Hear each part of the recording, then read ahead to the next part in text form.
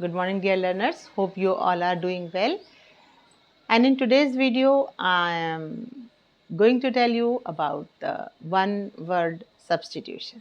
जी हाँ, जिस तरह से हिंदी में होता है अनेक शब्दों के लिए एक शब्द, वैसे ही आज हम इंग्लिश में पढ़ेंगे one word substitution.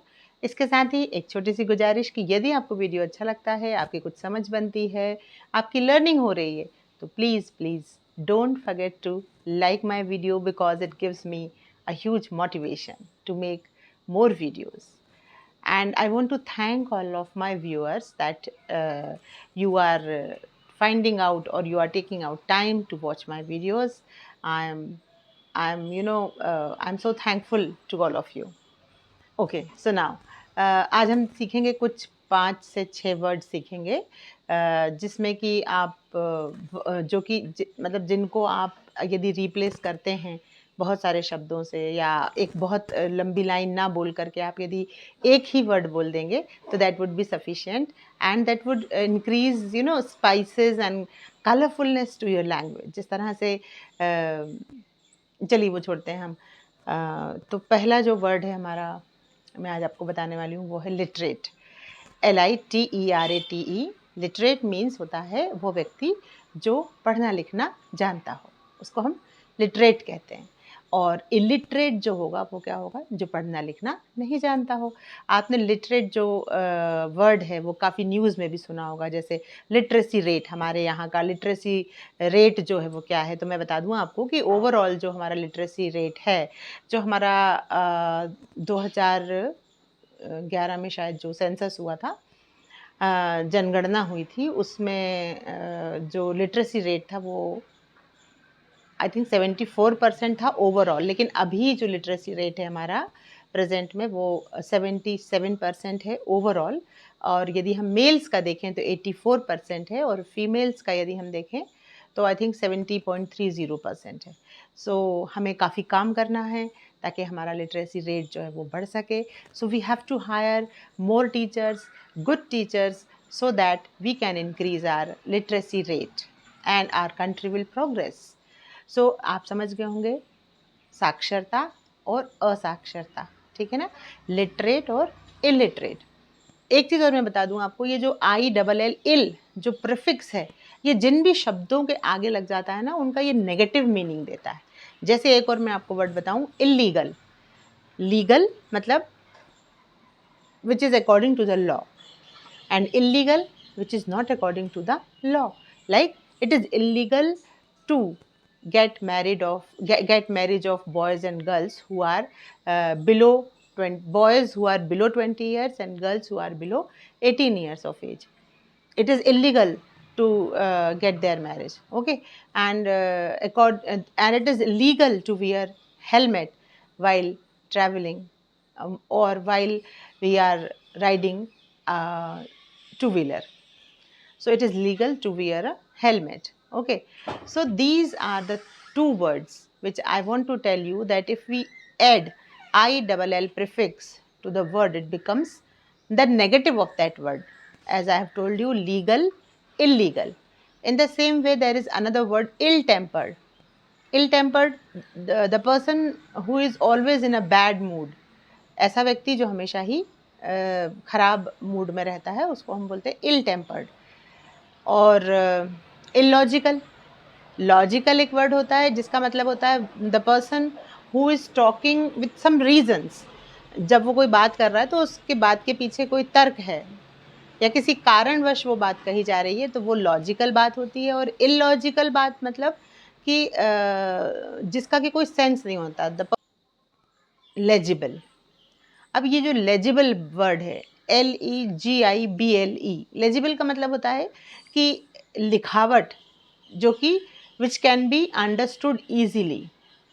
The writing which can be understood easily is legible, and illegible which can not be या which is difficult to understand और which is difficult to read, which is impossible to read is illegible, and which can be read is legible.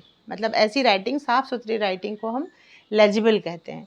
हम कहते हैं ना कि his writing is very legible, मतलब कि वो रीडेबल है जो भी उसने लिखा है, और इलेजिबल है मतलब कि जो भी उसने लिखा है उसको हम समझ नहीं सकते, उसको हम पढ़ नहीं सकते, difficult to read, difficult to understand, so that is illegible. तो लेजिबल इलेजिबल से मिलता जुलता एक और शब्द है जिसको कि बोलते हैं एलिजिबल। तो एलिजिबल का मतलब होता है कि योग्य, जैसे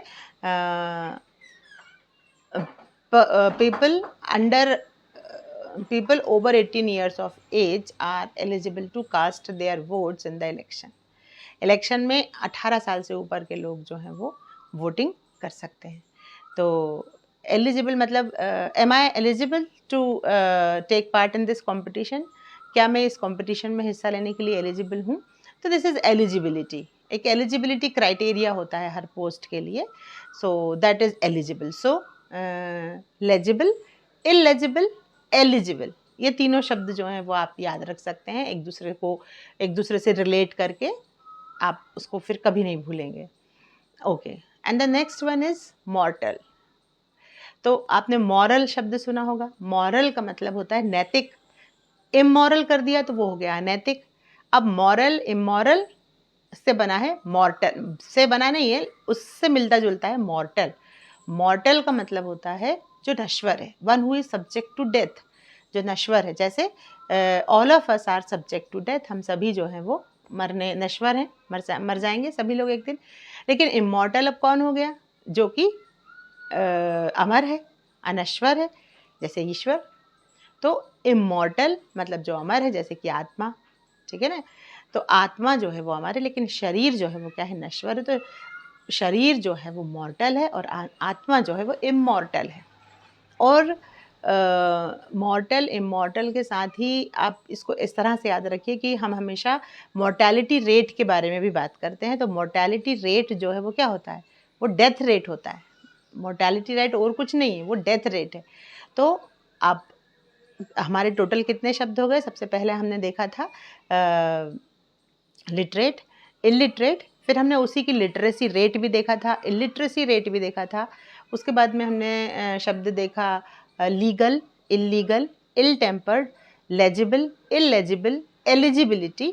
फिर हमने देखा इल टेम्पर्ड, और लास्ट में हमने जो देखा है वो है मॉर्टल, इमॉर्टल और मॉर्टैलिटी रेट। तो इस तरह से आप जब शब्दों को रिलेट करके पढ़ते हैं और याद रखते हैं तो आप उनको कभी भूलते नहीं हैं।